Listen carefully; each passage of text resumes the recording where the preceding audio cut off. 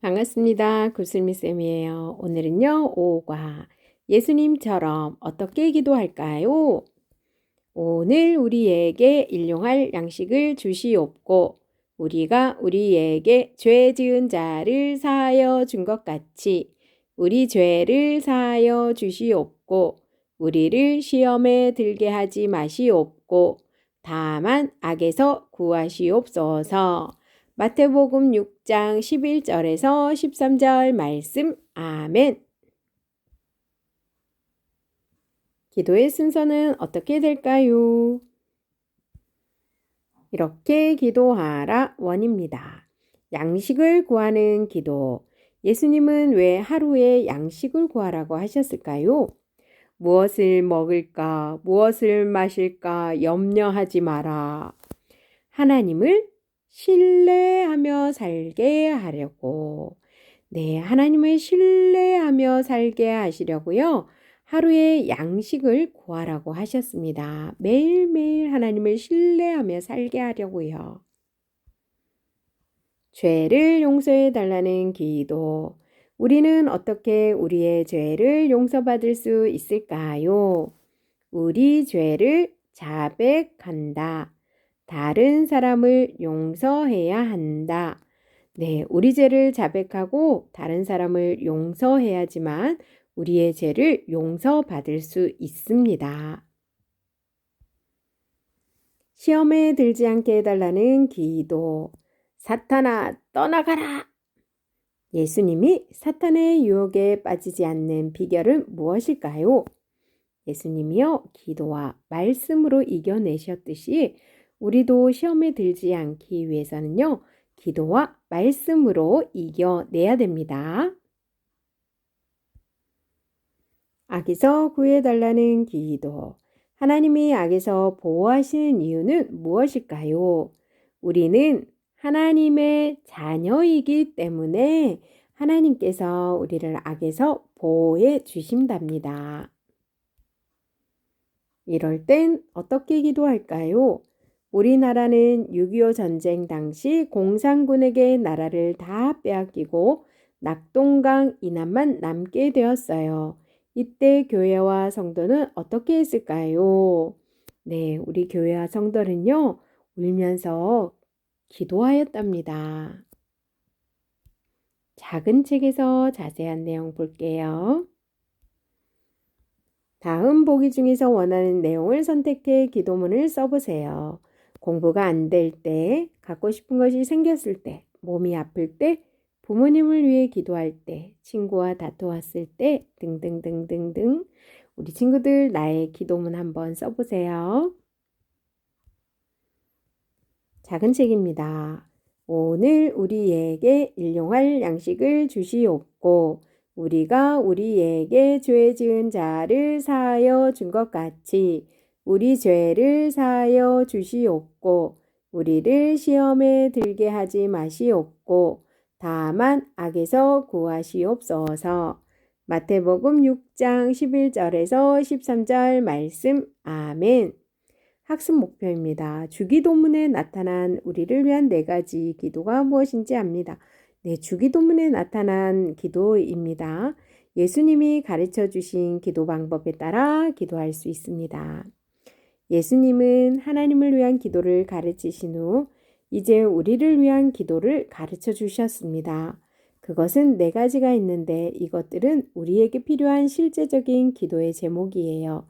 첫 번째는요. 오늘 우리에게 일용할 양식을 주시옵고 이것은요 우리의 육신을 위한 기도입니다. 두 번째는요 우리가 우리에게 죄 지은 자를 사하여 준 것 같이 우리 죄를 사하여 주시옵고 이것은 우리의 영혼을 위한 기도입니다. 육신과 영혼. 네, 일용할 양식 우리 죄를 사하여 달라. 육신과 영혼 여기까지 아시겠죠? 세 번째는 우리를 시험에 들게 하지 마시옵고 시험에 들지 않게 해달라는 기도는요. 세상에서 우리가 어떻게 살아가느냐 하는 기도입니다. 네 번째는요. 다만 악에서 구하시옵소서. 이것은 사탄과 죄에서 해방되는 기도입니다. 네, 일용할 양식 우리 죄를 사하여 주옵시고 시험에 들지 않게 하시고 악에서 구해달라는 이 네 가지 기도입니다. 예수님은 이렇게 상세하게 기도의 방법들을 가르쳐 주셨습니다. 따라서 우리는 어떻게 기도할까를 생각할 때 예수님의 기도를 떠올릴 수 있고 예수님의 기도를 따라 기도하다 보면 나도 모르는 사이에 하나님에 대한 기도뿐 아니라 자신에 대한 기도까지 세밀하게 할 수 있게 된답니다. 이렇게 기도하라. 양식을 구하는 기도가 무엇인지 알려주세요. 예수님은 우리에게 어떻게 기도하라고 가르쳐 주셨을까요? 첫 번째, 양식을 구하는 기도예요.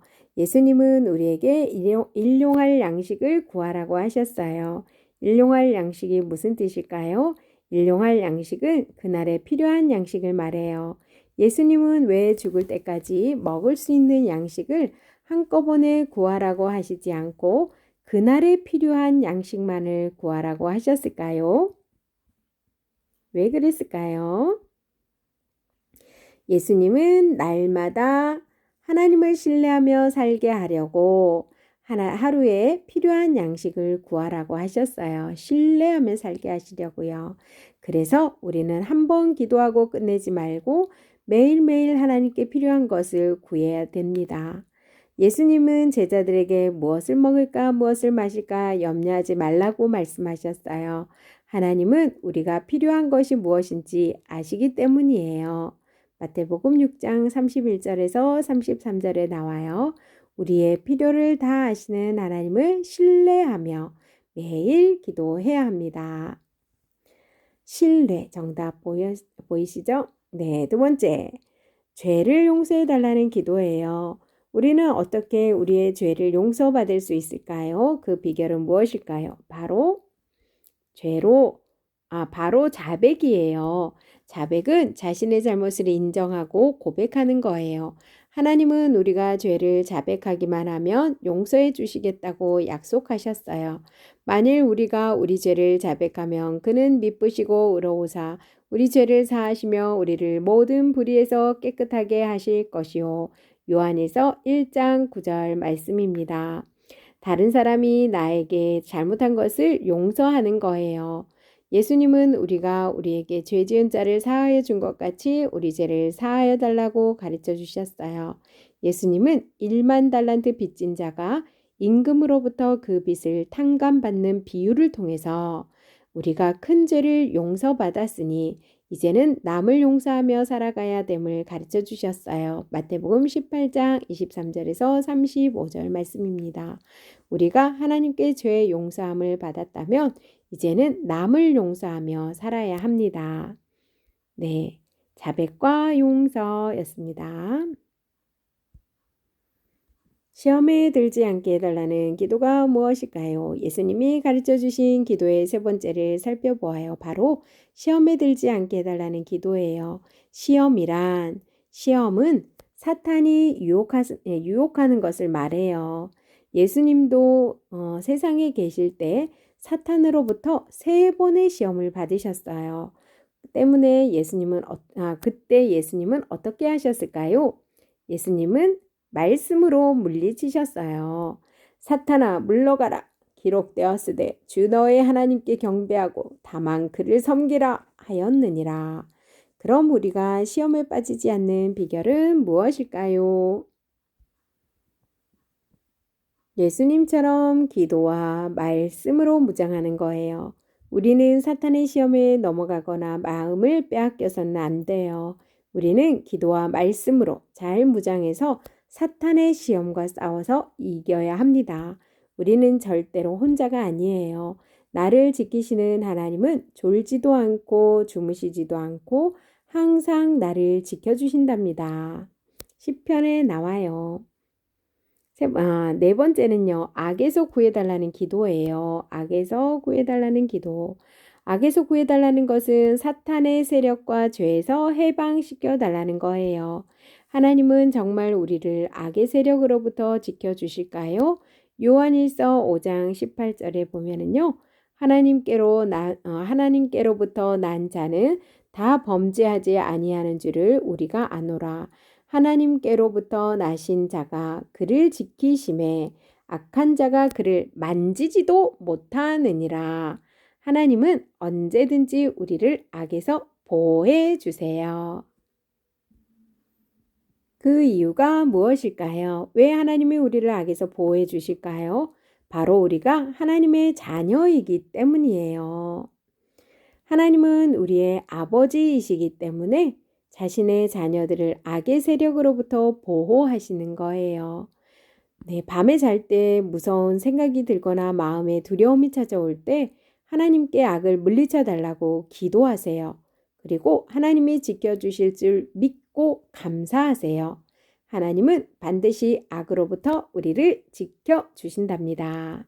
교사팁이에요.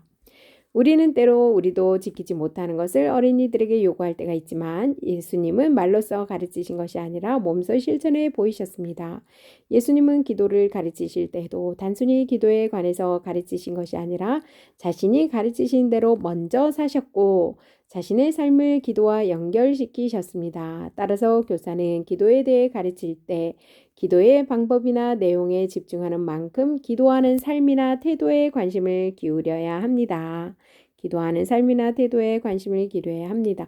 그래서 교사의 모습을 보고 어린이들이 지금부터라도 기도를 시작할 수 있도록 지도해야 할 것입니다. 이럴 땐 어떻게 기도해야 할까요? 우리나라가 어떻게 역전했는지 역사 이야기를 들려드릴게요. 하나님, 총이 없는 우리 아이들을 보살펴 주옵소서. 6.25 전쟁 당시 교회와 성도들은 매일 밤 절규하며 하나님께 이렇게 기도했어요. 당시 북한군은 서울과 대전을 넘어 낙동강까지 밀고 내려왔고 낙동강이 부산에 있는 거 아시죠? 네, 부산 남쪽까지 내려왔어요. 우리나라는 더는 버틸 힘이 없는 것처럼 보였어요. 낙동강 전선마저 무너지면 우리나라는 이제 북한에게 나라를 빼앗기고 마는 거예요. 그때 모든 교회와 성도들은 어떻게 하였을까요? 하나님께 기도했어요. 하나님, 우리나라를 적들의 손에서 구원해 주세요. 라고 눈물로 기도했어요.